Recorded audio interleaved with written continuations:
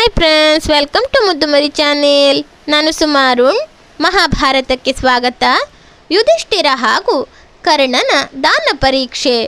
ಒಂದು ಸಲ ಭಗವಾನ್ ಶ್ರೀಕೃಷ್ಣ ಮತ್ತು ಅರ್ಜುನರು ಕುಳಿತು ಮಾತನಾಡುತ್ತಿದ್ದರು. ಮಾತನಾಡುತ್ತಾ ಕರ್ಣನ ದಾನಶೂರತೆಯ ಬಗ್ಗೆ ಚರ್ಚೆಯಾಯಿತು. ಶ್ರೀಕೃಷ್ಣನು ಕರ್ಣನ ದಾನಶೂರತೆಯನ್ನು ಪ್ರಶಂಸಿಸಿದನು. ಶ್ರೀಕೃಷ್ಣನು ಹೇಳಿದನು, ಕರ್ಣನಂಥ ಉದಾರ ವ್ಯಕ್ತಿಯು ಯಾರೂ ಇಲ್ಲ. ಇದನ್ನು ಕೇಳಿ ಅರ್ಜುನನು ಆಶ್ಚರ್ಯಚಕಿತನಾದನು ಮತ್ತು ಹೇಳಿದನು, ಶ್ರೀಕೃಷ್ಣ, ಧರ್ಮರಾಜನು ಕೂಡ ದಾನವೀರನೇ ಇದ್ದಾನೆ. ಹಾಗಿದ್ದರೆ ಯಾರು ಹೆಚ್ಚು ದಾನವೀರರಿದ್ದಾರೆ ಎಂದು ಅವರು ಚರ್ಚಿಸಲು ಪ್ರಾರಂಭಿಸಿದರು. ಆಗ ಶ್ರೀಕೃಷ್ಣನು, ಸರಿ, ಹಾಗಿದ್ದರೆ ನಾಳೆಯೇ ನಾವು ಕರ್ಣ ಮತ್ತು ಧರ್ಮರಾಜರ ಬಳಿ ಹೋಗಿ ಪರೀಕ್ಷಿಸೋಣ ಎಂದು ಹೇಳಿದನು. ಆಗ ಮಳೆಗಾಲವಿತ್ತು. ಮರುದಿನ ಸೂರ್ಯನು ಉದಯಿಸುತ್ತಿದ್ದಂತೆಯೇ ಶ್ರೀಕೃಷ್ಣ ಮತ್ತು ಅರ್ಜುನರು ತಮ್ಮ ವೇಷವನ್ನು ಬದಲಾಯಿಸಿಕೊಂಡು ಧರ್ಮರಾಜನ ಬಳಿ ಹೋದರು. ಅವರನ್ನು ನೋಡಿ ಧರ್ಮರಾಜನಿಗೆ ತುಂಬ ಆನಂದವಾಯಿತು. ಅವರನ್ನು ಆದರದಿಂದ ಸತ್ಕರಿಸಿದನು ಮತ್ತು ಅಲ್ಲಿಗೆ ಆಗಮಿಸಿದ ಕಾರಣವನ್ನು ಕೇಳಿದನು. ಆಗ ಶ್ರೀಕೃಷ್ಣನು ಹೇಳಿದನು, ರಾಜ್ಯದಲ್ಲಿ ತಕ್ಷಣ ಒಂದು ಬೃಹತ್ ನಿರ್ಮಾಣ ಕಾರ್ಯ ಮಾಡಬೇಕಾಗಿದೆ. ಅದಕ್ಕಾಗಿ ಕಟ್ಟಿಗೆ ಬೇಕಾಗಿದೆ ಎಂದು. ತಕ್ಷಣ ಧರ್ಮರಾಜನು ತನ್ನ ಸೇವಕರನ್ನು ಕರೆದನು ಮತ್ತು ನಿರ್ಮಾಣಕ್ಕಾಗಿ ಅತ್ಯಂತ ಒಳ್ಳೆಯ ಗುಣಮಟ್ಟದ ಕಟ್ಟಿಗೆಯನ್ನು ತನ್ನಿರಿ ಎಂದು ಆಜ್ಞಾಪಿಸಿದನು. ತುಂಬ ಹೊತ್ತಾದರೂ ಸೇವಕರು ಹಿಂದಿರುಗಲಿಲ್ಲ. ಸ್ವಲ್ಪ ಸಮಯದ ನಂತರ ಸೇವಕರು ತಲೆ ತಗ್ಗಿಸಿ ಖಾಲಿ ಕೈಯಲ್ಲಿ ಹಿಂದಿರುಗಿದರು. ಆಗ ಧರ್ಮರಾಜನು ಕೇಳಿದನು, ಏನಾಯಿತು, ಕಟ್ಟಿಗೆಯು ಸಿಗಲಿಲ್ಲವೇ ಎಂದು. ಸೇವಕರು ಇಲ್ಲವೆಂದು ಹೇಳಿದರು. ಮಳೆಯ ಕಾರಣದಿಂದಾಗಿ ಎಲ್ಲ ಕಟ್ಟಿಗೆಗಳು ಒದ್ದೆಯಾಗಿ ಬಿಟ್ಟಿದೆ. ಹಾಗಾಗಿ ನಾವು ಕಟ್ಟಿಗೆಯನ್ನು ತರಲಾಗಲಿಲ್ಲ.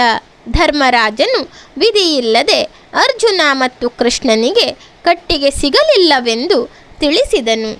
ಅರ್ಜುನ ಮತ್ತು ಕೃಷ್ಣ ಹಿಂದಿರುಗಿದರು. ನಂತರ ಅವರು ಕರ್ಣನ ಬಳಿ ಹೋದರು. ಕರ್ಣ ಅವರಿಗೆ ಆದರದಿಂದ ಕೂರಲು ಹೇಳಿದನು ಮತ್ತು ಅವರ ಕ್ಷೇಮ ಸಮಾಚಾರ ವಿಚಾರಿಸಿಕೊಂಡನು. ಆಗ ಅರ್ಜುನನು ಕಟ್ಟಿಗೆಯ ಕುರಿತು ಹೇಳಿದನು. ಆಗ ಕರ್ಣನು, ಇಷ್ಟೇ ತಾನೇ, ಇದರಲ್ಲಿ ಇಷ್ಟು ಚಿಂತೆ ಮಾಡಲು ಏನಿದೆ ಎಂದು ಹೇಳುತ್ತಾ ತನ್ನ ಸೇವಕರನ್ನು ಕಟ್ಟಿಗೆ ತರಲು ಕಳುಹಿಸಿದನು. ಸ್ವಲ್ಪ ಸಮಯದಲ್ಲಿ ಆ ಸೇವಕರು ಹಿಂದಿರುಗಿದರು ಮತ್ತು ಹೇಳಿದರು, ಮಳೆಯಲ್ಲಿ ಎಲ್ಲ ಕಟ್ಟಿಗೆಯೂ ಒದ್ದೆಯಾದ ಕಾರಣ ಯಾವುದೇ ಕಟ್ಟಿಗೆ ಸಿಗಲಿಲ್ಲ. ಇದನ್ನು ಕೇಳಿದ ಕರ್ಣನು ಅರಮನೆಯ ಒಳಗೆ ಹೋದನು ಮತ್ತು ಎಷ್ಟು ಹೊತ್ತಾದರೂ ಹೊರಗೆ ಬರದಿದ್ದಾಗ ಶ್ರೀಕೃಷ್ಣನು ಅರ್ಜುನನನ್ನು ಕರೆದುಕೊಂಡು ಒಳಗೆ ಹೋದನು. ಅಲ್ಲಿ ನೋಡಿದರೆ ಕರ್ಣನು ತನ್ನ ಮಂಚದ ಮರವನ್ನು ಕಡಿಯುತ್ತಿದ್ದನು. ಅಕ್ಕಪಕ್ಕದಲ್ಲಿ ಅನೇಕ ಮರದ ಸಾಮಾನುಗಳನ್ನು ಮುರಿದು ಇಟ್ಟಿದ್ದನು. ಆಗ ಅವರಿಗೆ ತಿಳಿಯಿತು, ಕರ್ಣ ಇಷ್ಟು ಹೊತ್ತು ಏನು ಮಾಡುತ್ತಿದ್ದನೆಂದು. ಆಗ ಅರ್ಜುನನು ಕೇಳಿದನು, ಕರ್ಣ, ಇಷ್ಟು ಸಣ್ಣ ವಿಷಯಕ್ಕಾಗಿ ನೀನು ಚಂದನ ಮರದ ಕರಕುಶಲ ಕೆತ್ತನೆಯನ್ನು ಮಾಡಲಾಗಿರುವ ಸುಂದರವಾದ ಮಂಚವನ್ನೇಕೆ ಮುರಿದು ಹಾಕಿದೆ ಎಂದು. ಆಗ ಕರ್ಣನು ಹೇಳಿದನು, ಈ ವಸ್ತುಗಳನ್ನು ಪುನಃ ಮಾಡಿಸಿಕೊಳ್ಳಬಹುದು. ಆದರೆ ಯಾರಿಗಾದರೂ ಸಹಾಯ ಮಾಡುವಂತಹ ಅವಕಾಶವನ್ನು ಕಳೆದುಕೊಂಡರೆ ಅದಕ್ಕಿಂತ ದುಃಖದ ವಿಷಯ ಇನ್ನೇನಿದೆ ಎಂದು ಹೇಳಿದನು. ಇದರಿಂದ ಸಂತೋಷಗೊಂಡ ಕೃಷ್ಣ ಹಾಗೂ ಅರ್ಜುನರು ಹಿಂದಿರುಗುತ್ತಾರೆ. ಧನ್ಯವಾದಗಳು ಸ್ನೇಹಿತರೆ.